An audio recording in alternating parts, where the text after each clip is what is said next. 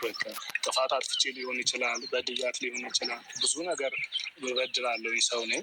እሷም አጥፍታ ሊሆን ይችላል። ግን ያንን ነገር አስታርቀን አብረን መኖር አለብን። በቃ እኔ ችግር የለብኝም እያለ ኦ ማይ ጋሽ እናንተ ሞቀኝ። እውነቴ ነው የምላችሁ፣ በርዶኝ ነበረ፣ አሁን ሞቀኝ። ለምን ደስ ብሎኛል ማለት ነው። ለምንድን ነው ምነው አሽቃበድሽ ልትሉ ይችላላችሁ። እንደ ሰው ነኝና ስለዚህ ድራማም ይሁን ሪልም ይሁን ሰው ሰላሙን ሲፈጥር ደስታውን ሲያገኝ ወደ ራሱ ሲመለስ ጥፋት አጥፍቻለሁ። ቀጥሎ ደግሞ ሩታዬን እፈልጋታለሁ፣ ዛሬም አፈቅራታለሁ፣ ዛሬም ለሷ ስሜት አለኝ። ስለዚያ ካጠገቤ የነበረችዋ ሴትዮ ለሷ ስሜትም የለም አትፈልጋትም ነበር። እኔ እኮ ብያለሁ ጋይስ፣ እኔ አልናገር። እውነቴ ነው ብላችሁ እና ሩታዬ የምትወደድ ልጅ አይደለችም እንዴ? ምሁር ሰው መጣልን አሁን ላይ ማለት ነው። የአብርሃም ታላቅ ወንድም ጀግናው እንደዚህ ነው። በቃ ቤቱ ትዳሩ ሰብሰብ አድርጎ የያዘ ልጅ አብርሃም አንተ ማናደህ ብሎ ነበረ እንደሱ ማድረግ። እውነቴ ነው የምልህ ቀጥለጥ ብሎ በቃ እንደሱ ምስኪን እንደ አያችሁ ታደል ቁጭ እናቱ። ሰላም አለይኩም ወራህመቱላሂ ወበረካቱ። ውድና የተከበራችሁ የቻናሌ ቤተሰቦች እንዴት ናችሁ? ሊንዳና ናችሁ? ላይክ ሼር ሰብስክራይብ እናንተ ላይክ አድርጉልኝ። ዛሬማ ላይክ አድርጉልኝ፣ ምክንያቱም 2 ቀን ቪዲዮ አለቀኩም። ዳታ እየሞላሁ ነው ጋይስ እና እሑድ ቀን ዳታ የለ ምንድነው ቅዳሜና አርብ ቴሌ ዝግ ነው ምናምን እየተባለ ስለዚህ ላይክ አድርጉልኝ ቻናሌ እንዲነሳልኝ እና ማታ ራሱ አላየሁትም ነበረ የነሱ ቪዲዮ። እንግዲህ አብርሃም ስሜት እንዳለው ለሩታዬ ስሜት እንዳለው ተናገረ በሉት። ወይኔ በላቸው እና ላይ ሞቀኝ ነው ጋይዝ፣ ላይ ሞቀኝ ነው። እንደውም እንትን አምጡልኝ፣ ይሄ ምንድን ነው የሚያርገበግቡበት እንደዚህ ንፋስ ማምጪያ ምናምን አምጡልኝ፣ እውነት አምጡልኝ። በጣም ነው ደስ ያለኝ። ስለዚህ አሁን የሄርሜላ ደጋፊዎች ማለት ነው ጋይስ ታንቃቸው ሞታችሁ እንድትኖሩ ትችላላችሁ። ይሄ እኮ የማይረባ ሰውዬ ባለፈው ራሱ ብላችኋል እኮ ለገንዘቧ ነው የሚፈልጋት ስትሉ ነበር። ለገንዘቧ ነው። ምን ገንዘብ አላት ጋይስ? ምንም የላትም እኮ እና እንደዛ እያላቸዋት ነበረ። ወንድ ልጅ ጋይስ ካገባ አግብቶ ህይወት ያለው ትዳር ያለው ወንድ ልጅ ወይም ደግሞ ልጅን ወልዶ ራሱ ልጅም ሳይወልድ እንኳን ቢሆን ማለት ነው ያገባ ወንድ ልጅ አታግቡ። ያገባ ወንድ ልጅ ላይ አትንጠልጠሉ። አይፈልጋችሁም። የሚፈልገው የመጀመሪያው ሚስቱ ነው። አለቀ በቃ ይሄ ነው ማለት ነው። ፍቅረኛ ራሱ ቢሆን ቢያፈቅሩ ለምሳሌ ባል ሌላ ሴት ያፈቀረ ወንድም አታግቡ። አዎ የመጀመሪያው ሌላ ሴት ካፈቀረ እንዳታገቡ።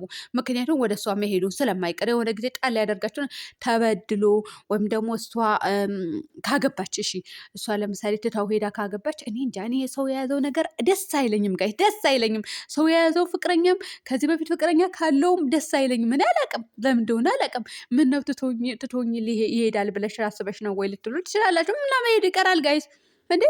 ወንድ ምንድነው? ድመትና ወንድ ልጅ አንድ ናቸው ይባላል። ወተት የለመደ ድመት ይቀመጣል፣ ቤት ይቀመጣል። እዛ ቤት ነው የሚሄደው ወተት የለመደበትን ቤት፣ አለበለዚያ ሌላ ቦታ ብትወስዱት አይቀመጥም። ስለዚህ ወንድ ልጅም እንደዛ ነው እና አላምናቸውም። እኔ ደስ አይለኝም ሲጀመር። ለምን እንደሆነ አላውቅም። እውነቴን ነው የምላችሁ። እከሌ ያገባች፣ እሺ ማነው ያገባች? የከሌ ፍቅረኛ ነበረ፣ የከሌ ባህል ነበረ፣ ከሌ ሊያገባ ነበረ ከተባለ እንዴ ያንገሸግሸኛል፣ እውነት ያንገሸግሸኛል። ለማንኛውም ስለሌላ ጉዳይ እንተውና አብርሃም እንግዲህ ዛሬም ለሷ ስሜት አለኝ ብለዋል። ዛሬ ይታረቃሉ ብዬ ተስፋ አደርጋለሁ። አረ ታረቁ እንዲህ እኔ በአፍንጫዬ እንግዲህ ጋይስ በአፌ ጠቦኝ ማለት በአፍንጫዬ ሊወጣ ምንም የቀረው ነገር የለም እኮ የነሱ ጉዳይ በአፍንጫዬ። እናንተ በአፍንጫችሁ ይወጣል ብዬ አስባለሁ።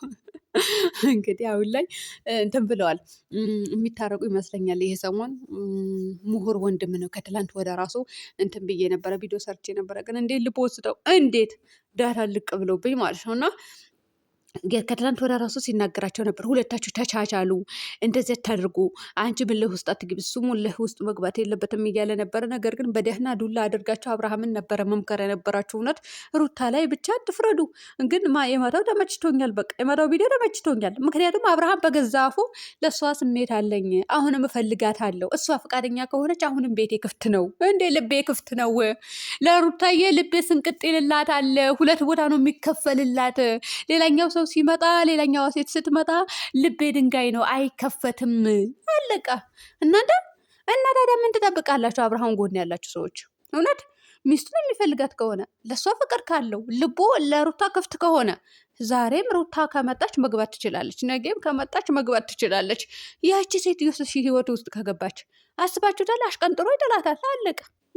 ማን እንደመጀመሪያ ባል እንደምትሉ ሴቶች ማለት ነው፣ ማን እንደመጀመሪያ ሚስት አዎ አሁን ሴቶች እንደዛ ይላሉ። አንዳንድ ሴቶች ማን እንደ መጀመሪያ ባል የመጀመሪያ ባል የሚያክል ነገር እኮ የለም። እውነታቸው ነው። ስለዚህ ማን እንደ መጀመሪያ ሚስት የመጀመሪያ ሚስት የሚያክል እኮ የለም ማለት ነው። እውነቴ ነው የምላችሁ እንዴ መጀመሪያ ላይ ትዳር ከያዛችሁ ምንም ይሁን ምንም ወደ ግራም ይበል ወደ ቀኝም ይበል ዝሙት ላይ ካልወደቀባችሁ ካልሻፈደ ነው ምንድን ነው የሚባለው እናንተ ካልማገጠ ሌላ ታሪክ ውስጥ ካልገባ ካልተጃጃለ ኖሮ ምንም ቢያሰቃያችሁም ኖሮ እውነቴ ነው የምላችሁ። ምን ነው ልታስገድኝ ነው ወድሮ? እኔ ደስ አይለኝም ጋይስ ሆነን ለመናገር ምንም ይሁን ምንም ሴት ልጅ ትኖር ነው የምለው። ማለቴ ስትደበደብ አይደለም ወይም ደግሞ ከሌላ ሴት ጋር ማግጦ የሆነ ነገር አድርጎ ሲመጣ ትቀበለው ማለት አይደለም። ግን አግባብ አለው አይደል? አንዳንድ ሴቶች እኮ የሆነ ነገር ከተባለ ራሱ ፈንጠር ብለው እናታቸው ቤት ሮጠው ይሄዳሉና እንደዛ ወይኔ በላቸው። እኔም ሴት ነኝ። ኧረ ተው ነገ ምን እንደሚደርስብኝ አላቅም። አዎ አላቅም። እውነቴ ነው የምላችሁ። እኔ አስታውሳለሁ ታላቅ እህታችን አለች ቤት ማለት ነው። ከዛ ከባሏ ጋር ተጣልታ አረብ ሀገር ሳልሄድ በመሄድ ገና ነበርኩኝ የዛኔ እና ከባሏ ተጣልታ መጣች። በምን እንደተጣላች ማውቀው ታሪክ የለም።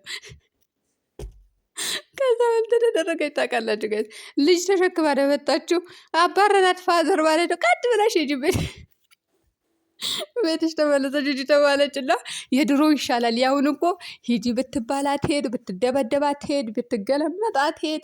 የራሱ ጉዳይ ነው። እኔ ነኝ ማኖረው እሱ ለምን ይሄ ያደረገ የክርክር ውስጥ። የድሮ ግን ሂዱ ሲባሉ ይሄዳሉ። እኔ ትሄድ ነበረ እሷ አንድ ጊዜ ነው ያየውኝ። ቀጥ ብለሽ ሂጂ ተብሎ ዱላ ሲነሳባት ልጇን ሸከፍ አደረገች። ግን ባሎቻችሁ መጥተው ሳይለምኗችሁ ማለት ነው እንዴ እግራችሁ ስር ወድቀው ሳይለምኗችሁ እንዳትሄዱ። የአሁኑ ጊዜ እንደዛ ነው። እና ለማንኛውም ውድ ቤተሰቦቼ ይህ ሰሞን ጥሩ ነገር ይመጣልናል። ምክንያቱም ወደዛ ነው ሰሞኑም ጀምረው ወደ ምንድን ነው እየገቡ ነው ያሉት እነዚህ ልጆች ማለት ነው። እንደው ሰላማችሁ ፈጥራችሁ ክብራችሁን ጠብቃችሁ አሁን ከዚህ በኋላ ክብራችሁ ይጠብቃሉ ብዬ አስባለሁ። እንደ ሩታ እያያችሁ አይደለ ጋይስ? 2 ቀን እኮ ነው ከዛ ልጅ ጋር ቪዲዮ ሰራችሁ። ከዛ በኋላ እኮ አልሰራችም። ያ ማለት ብዙዎቻችን በውስጥ መስመር የምናወራት ሰዎች አለን እና ክብሯን እንድትጠብቅ ነው የምንፈልገው። እና ዛሬም ይሁን ነገም እውነት ለመናገር ሩታ ክብሯን እንዲወርድ አልፈልግም። ምክንያቱም ብዙ ነገር ያሳለፈች ልጅ ናት። ብዙ ነገር አይታለች። እኔ እንደሷ እኮ ጠንካራ ሁኑ። እውነቴ ነው የምላችሁ። የሩታ ውስጥ ሚስጥር የማታውቁ ሰዎች እኮ ላትረዱ ትችላላችሁ። የምሬን ነው የምላችሁ። ወየው እኔ እንደሷ ጠንካራ መሆን አይመስለኝም ጋይስ። የፈለገ ነገር ቢመጣብኝ እኔ እንደ ሩታ ጠንካራ መሆን አይመስለኝ። ተሰባብሬ የምቀር ነው የሚመስለኝ። ሲጀመር እኔ በሷ ቦታ ቢሆን እስካሁን ድረስ ተሰባብሬ ቀርቼ ነበረ ወይ የሆነ ነገር ሆኜ ነበር ይመስለኛል፣ እኔ እንደራሴ ሳስበው ማለት ነው።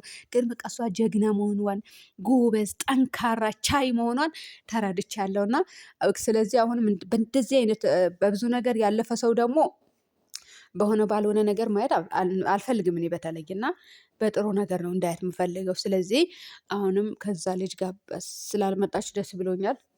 አብርሃም ከዛ ሴትዮ ስለመጣ ሩታ ከሌላ ወንድ ጋር ትምጣ ማለት አይደለም። ምክንያቱም ክብሯን መጠበቅ አለባት ጋይስ። ስራ እየሰሩ ስለሆነ በቃ ክብር የሚባል ነገር አለና እሱ ወንድ ልጅ ነው፣ አንዴ ገብቶበታል፣ እየሰራ ነው፣ መብቱ ነው።